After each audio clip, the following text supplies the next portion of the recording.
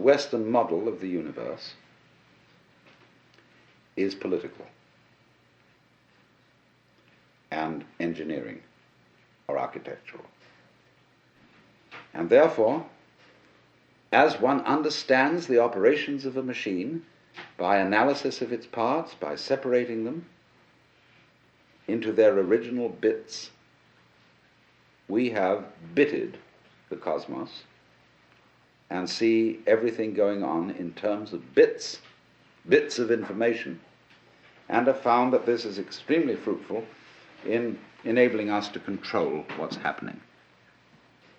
After all, the whole of Western technology is the result of bitting. And so we thing the world, that is to say, in order to measure a curve, you have to reduce it to point instants. And apply the calculus, so in exactly the same way, in order to discuss or talk about the universe, you have to reduce it to things. But each thing or think is, as it were, one grasp of that spotlight, going jerk, jerk, jerk, jerk, jerk, jerk, jerk, jerk, like this, you see. So we reduce the infinite wiggliness of the world to grasps or bits. We're getting back to biting, you see, the idea of the teeth, to grasps of thought. And so we thereby describe the world in terms of things, just as that fisherman could describe his view by the number of net hole over through which the view was showing.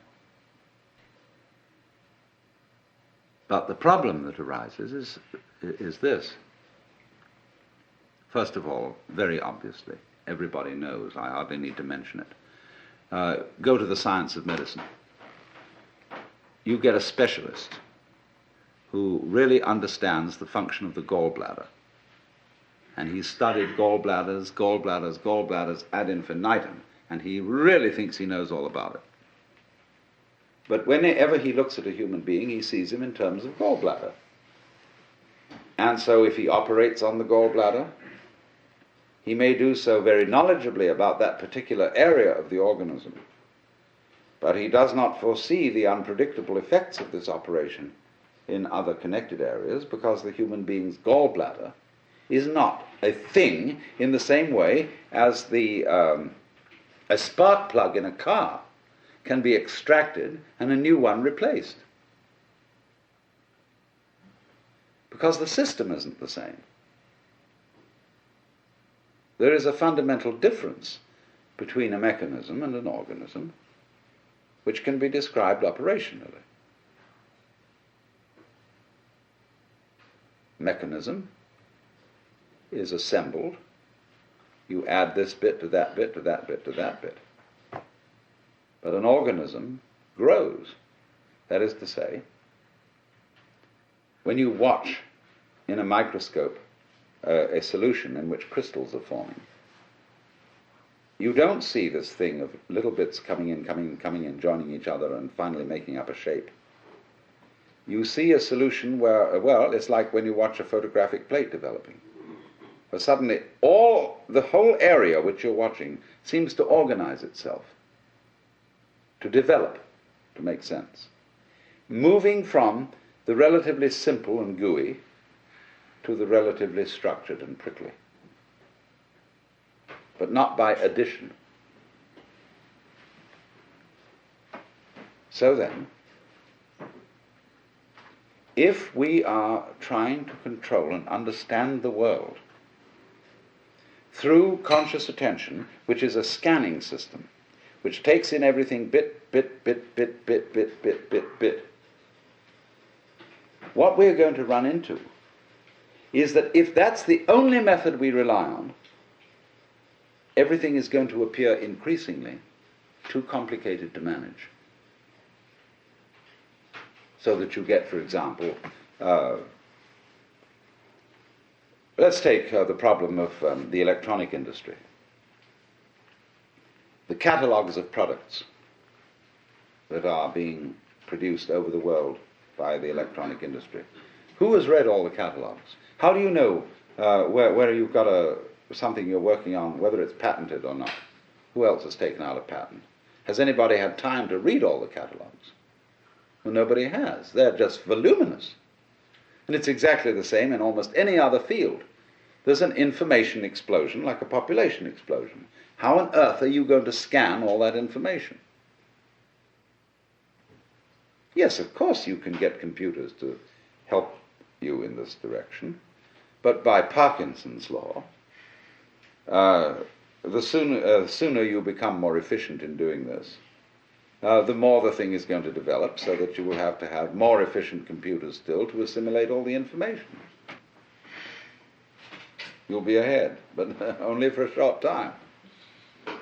So you see, this is a problem of the sort of competition of consciousness, of its how fast can you go, duty, duty, duty, duty, duty, duty, duty, duty, duty, duty, duty, duty, and keep track of it, you see?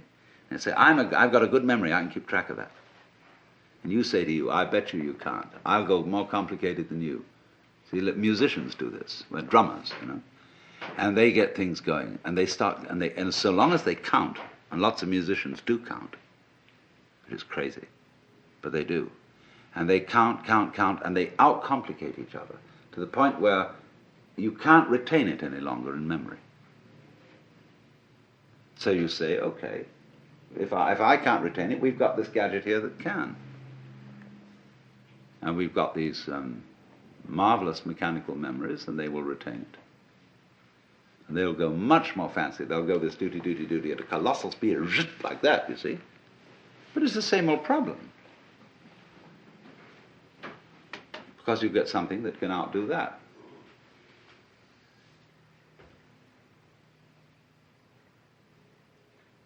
So we end up asking,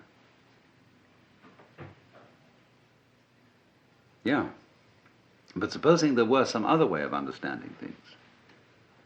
Let's go back from the spotlight to the floodlight, to the extraordinary capacity of the human nervous system to comprehend situations instantaneously, without analysis. That is to say, without verbal or numerical symbolism of the situation in order to understand it. I hope you understand what I mean by that. It's clear. We do that. We have this curious ability of pattern recognition, which the mechanical systems have only in a very primitive way. Xerox have put out a machine which recognizes figures written in almost anyone's handwriting, provided their handwriting is fairly grade school and normal.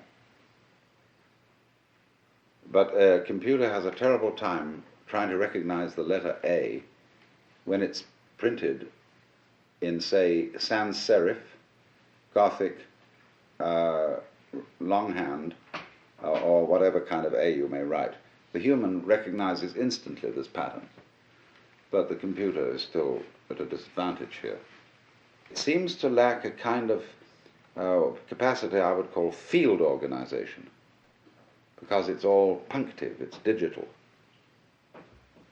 It is like a newspaper photograph, you know, which when you look at it under a microscope is all dots.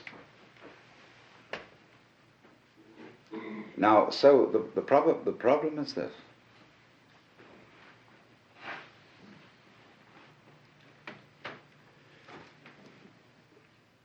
In developing technology, are we leaving out of consideration our strongest suit, which is the brain itself?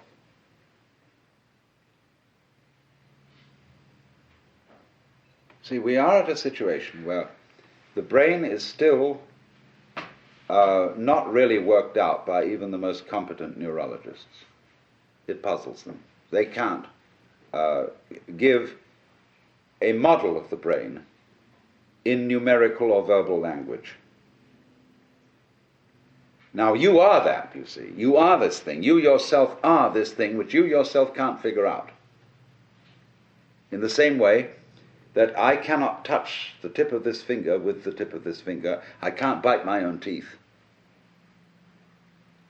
But I, who is attempting to touch the tip of this finger with this finger, am, by the sheer complexity of my structure, far more evolved than any system which I can imagine. This is, in a way, slightly akin to the Gödel theorem, that you can't have a system of, say, a logic which defines its own axioms.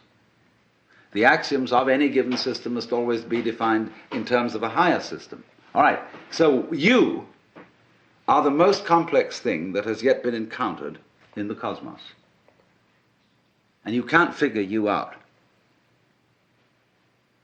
Now, suppose we're going to try to do that and become, as it were, completely transparent to ourselves so that we entirely understand the organization or the mechanics of our own brains. What happens when we do that? Well, you're back in the situation of God. When you're God, what are you going to do? When you're God, you know what you're going to do? You're going to say to yourself, man, get lost. Because what you'll want is a surprise. And when you've figured everything out, there won't be any surprises. You'll be completely bored. But on the other hand,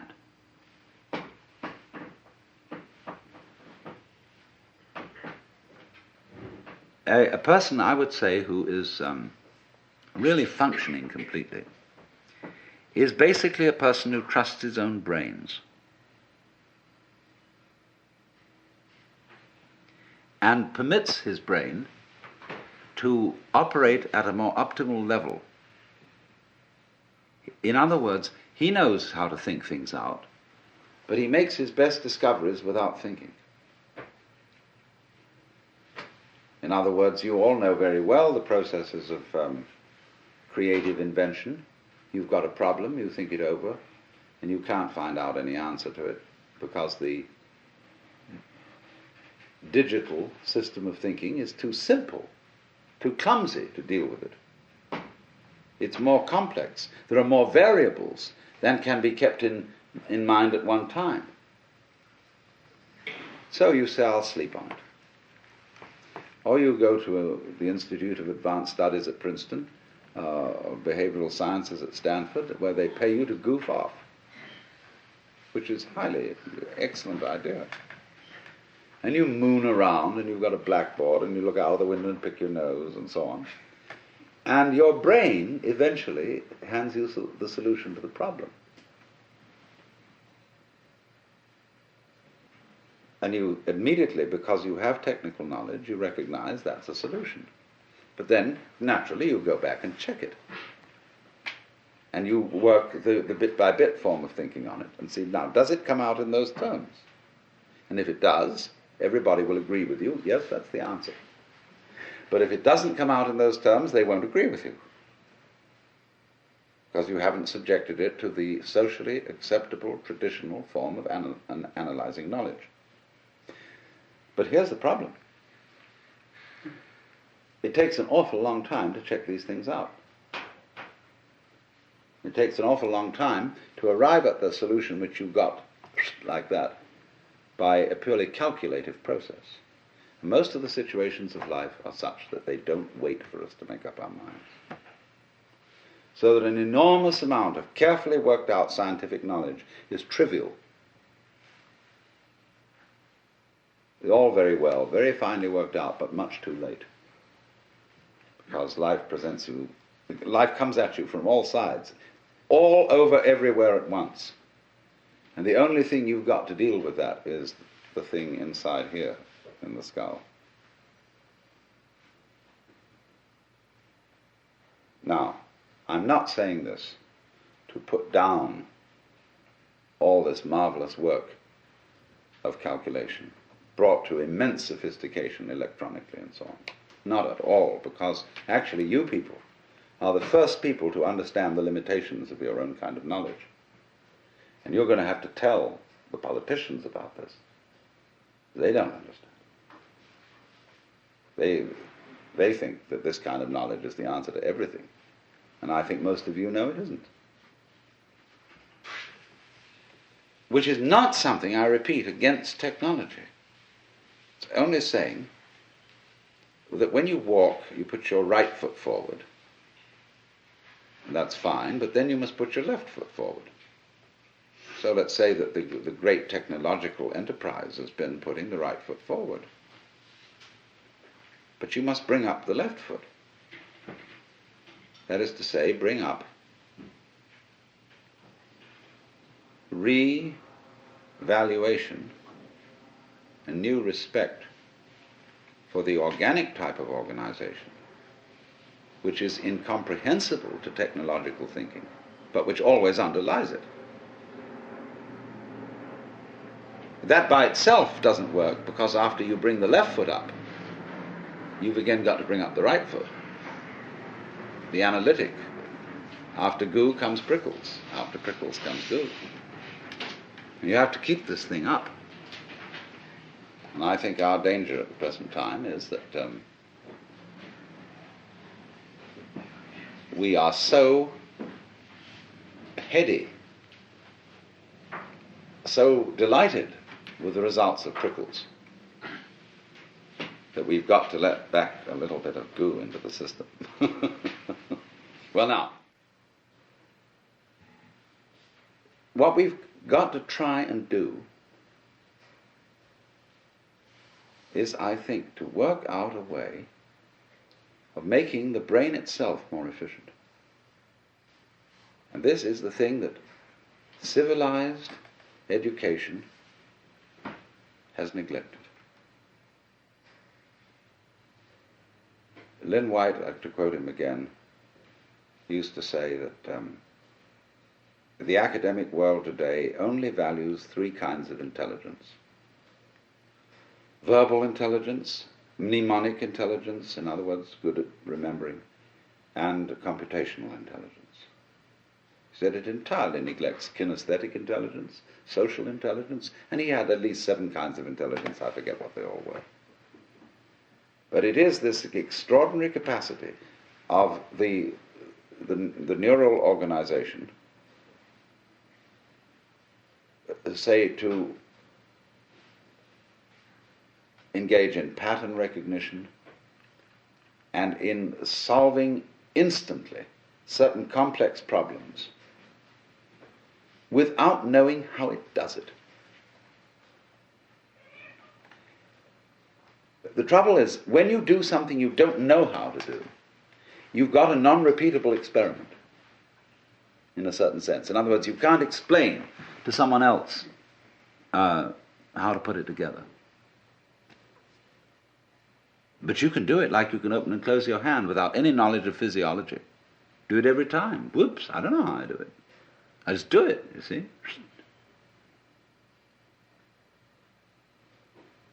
So we have an enormous potential of intelligence, of knowing how to do all sorts of things, which, to the extent that we are academically minded people, we won't allow ourselves to do, because we can't explain it. You know, for example, there's a way of cooling a brazing furnace. It's very simple. But engineers say it's theoretically impossible. It can't happen. It's like bees can't fly by the laws of aerodynamics, but they do.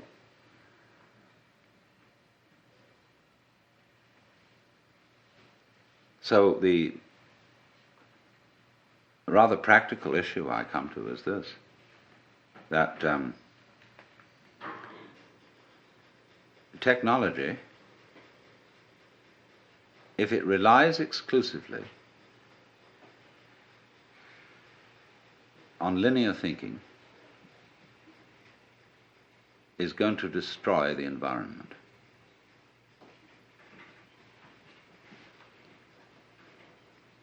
It's going to become too complicated to handle.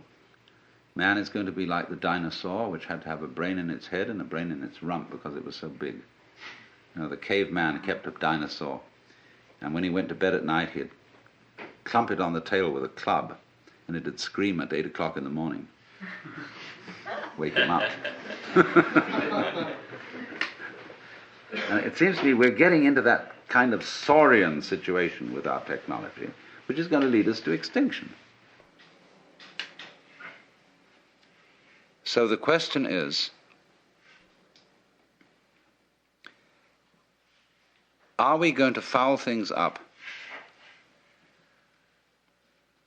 by insisting on using linear input information and controlling it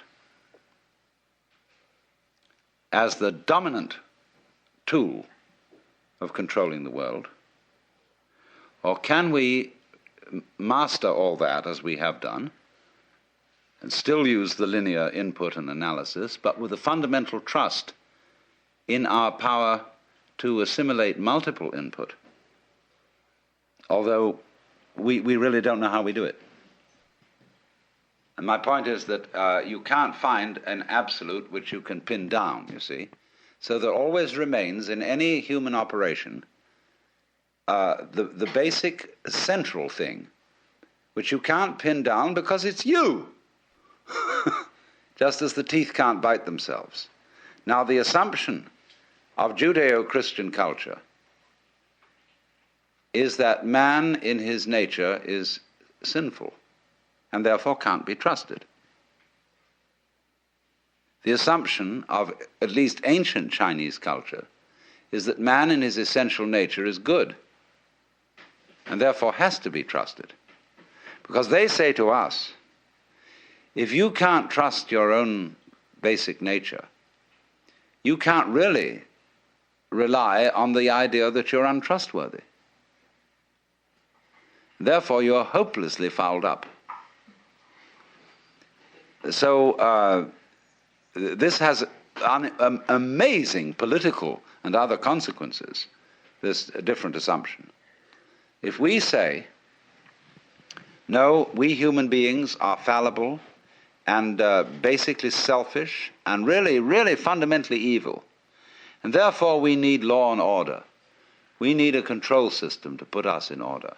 We thereby project these control systems into the church or into the police or into somebody who are really ourselves disguised. See, it's like daylight saving time. Everybody could simply get up an hour earlier. But instead of doing that, we alter the clock, because the clock is a kind of authority. And we say, well, the clock says it's time for you to get up. And the Amerindians laugh at the palefaces because they say, paleface, he doesn't know when he's hungry until he looks at his watch. And so in this way, we become clock-dominated. And the abstract system takes over from the physical, organic situation. And this is my big pitch, if I'm going to make a big pitch, is that we've run into a cultural situation where we've confused the symbol with the physical reality, the money with the wealth, and the menu with the dinner. And we're starving on eating menus.